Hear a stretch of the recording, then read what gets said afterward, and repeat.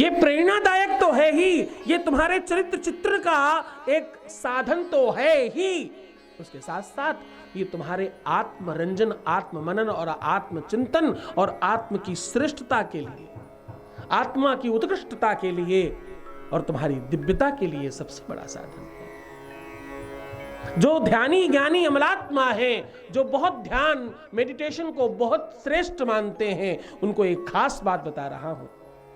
आप अपने आसपास कुछ ऐसे यंत्र इत्यादि रखना चाहते हैं, ऐसी व्यवस्थाएं रखना चाहते हैं, ऐसे साधन रखना चाहते हैं जिससे वहां की ऊर्जा थोड़ी और अपग्रेड हो जाए, वहां की एनर्जी महसूस करने लायक हो जाए।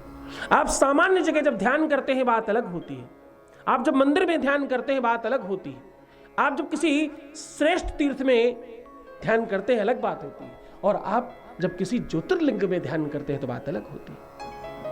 ऐसे ही जब आप किसी गुरुमुख से ध्यान करते हैं तो बात अलग होती है। कभी आपको अवसर लगे तो अपने सामने शिव महापुराण रखकर ध्यान करना, फिर बताना मुझे।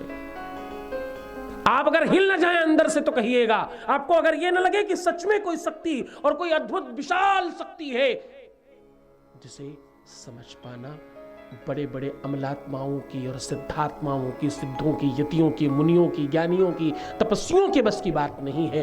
तुम उस चीज को सहज प्राप्त कर रहे हो तब कहना।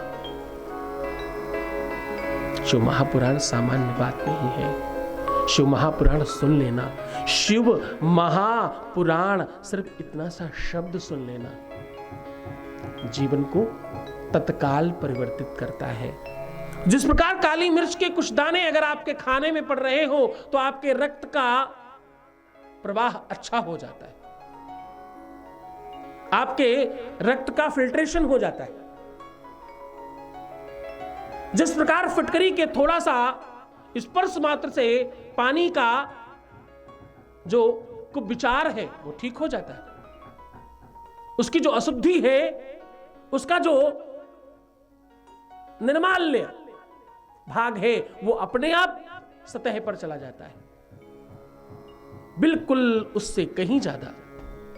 जिस प्रकार एक हंस पानी पड़े हुए दूध से सिर्फ दूध पीता है और पानी छोड़ देता है, बिल्कुल वैसे ही जब तुम शिव पुराण का संरक्षण करते हो, शिव पुराण के संरक्षण में रहना शुरू करते हो, उसके अधीनस्थ हो जाते हो, तो आप सच मानना तुम्हारे जीवन के जितने भी अपराध हैं, जितने भी संकट हैं, जितने भी विकार हैं, जितनी भी तुम्हारी मुसीबतें हैं, जिसको तुम बहुत बड़ा कुछ मान रहे हो, वो सब सहजता से ठीक हो जाएगा, आनंद से ठीक हो जाएगा। उसके लिए आपको प्रयास नहीं करना पड़ेगा, उसके लिए तुम्हें कुछ स्पेशल कोशिश नहीं करनी पड़ेगी, अपने आप होने लग जाएगा, क्योंकि ये बाबा की कृपा है।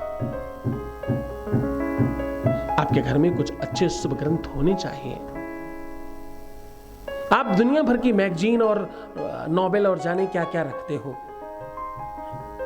एक बार शिव महापुराण की यह बात समझ करके कुछ शास्त्र अपने घर रखने की आदत डालें। आप पढ़ते हैं तो भी, नहीं पढ़ते हैं तो भी, केवल उस ग्रंथों को अपने घर में स्थापित कर लीजिए। आपके घर का ध्यान ज्ञान सब बढ़ जाएगा और आप बहुत स्पेशल हो जाएंगे। आपके घर की संततियों पर फर्क पड़ने लगेगा, आपके बच्चों पर, आपके कुटुंब में रहने वाले हर सदस्य के ऊपर एक अलग प्रभाव पड़ेगा। आपके घर रामायण हो, आपके घर गीता हो, आपके घर भागवत हो, आपके घर शिव महापुराण हो, जो प्रमुख ग्रंथ हैं तो होने ही चाहिए, आपके घर रखने ही चाहिए। आप बड़ी बड़ी मूर्तियां और जब तस्वीर खरीद कर लाते हो, उससे ज्यादा अच्छा है कि आप ग्रंथ खरीद कर लाइए और ग्रंथ अपने घर में रखिए, स्थापित कीजिए। समय समय पे उनको स्पर्श करिए, उन्हें प्रणाम करिए और उनको आदर सम्मान दीजिए। आपके जीवन में एक अलग परिवर्तन अपने आप आने लग जाएगा, अनायास आने लग जाएगा। जिस तरह एक छोटा सा स्विच बड़े से बल्ब को जला देता है, जिस प्रकार से छोटा सा दिखने वाला 1000 वाट का बल्ब पूरे घर को रोशन कर देता है, वैसे तो 100 वाट का भी कर देता है। बिल्कुल वैसे ही ये तो आप समझो कई लाख वाट का बल्ब आप घर ले जा रहे हो अगर आप शिव महापुराण रखते हो। ये तो हजारों सूर्यों के बराबर रोशनी है इसमें। हजारों सूर्य इसके आगे फीके पड़ सकते हैं। अभी तो ऐसा भी कहा गया है। आपके घर आपके धर्म के शुभ ग्रंथ होने चाहिए। जो सिख धर्म के लोग हैं उनके वो गुरु ग्रंथ साहब का ही पूजन करते हैं। आपके यहां ये परंपरा है, आप मान नहीं पा रहे हैं केवल। बाबा शिव वैसे तो कंकड़ कंकड़ में शंकर है, वैसे तो उनकी मर्जी के बगैर कुछ भी नहीं होता, वैसे तो वो जो चाहते हैं वही सब कुछ संभव हो पाता है। लेकिन चूंकि मति तुम्हारी अपनी है, तुम अच्छी चीजें देख नहीं पाओगे। बाबा तो अच्छा करेगा, वो तो तुम्हारे लिए श्रेष्ठ चीजें लेकर आएगा, क्योंकि बाबा को आदत नहीं है तुम्हें दिखाकर देने की, वो तो तुम्हारी आदत है। बाबा तो बिना बताए देता है, अनायास देता है और सहजता से आपको प्रदान कर देता है।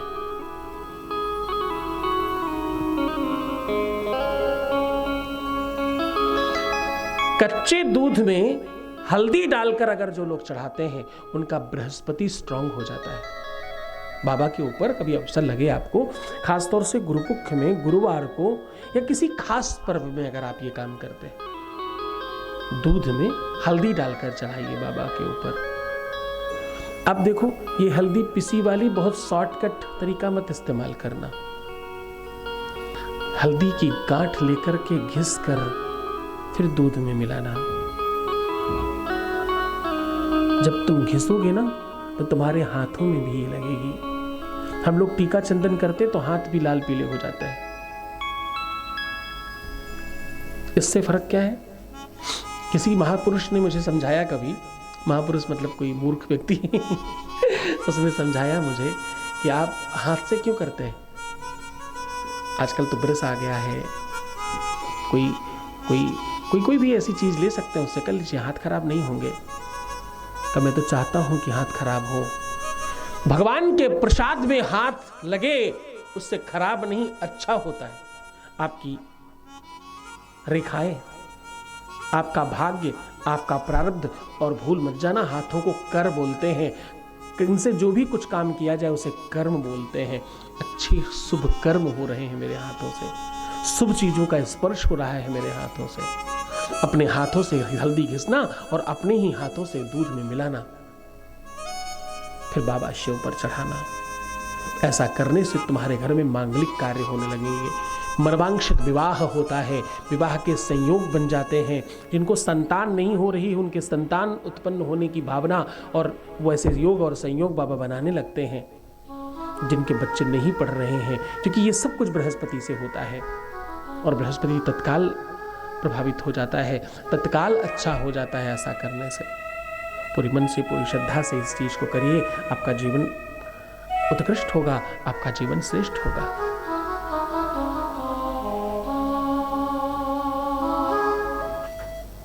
हर दिन एक महत्वपूर्ण दिन है, हर दिन एक खास दिन है, हर पल कुछ हो रहा है प्रकृति में।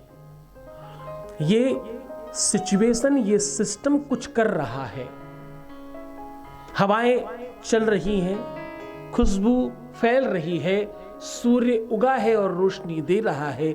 ये सब जो चक्र है, ये परमात्मा अपने आधार पर बनाकर और उसको तुम्हारे अनुकूल और तुम्हारे लाभ के लिए उन व्यवस्थाओं को संचालित कर रहा है। इसके बदले में वो तुमसे कुछ नहीं चाहता।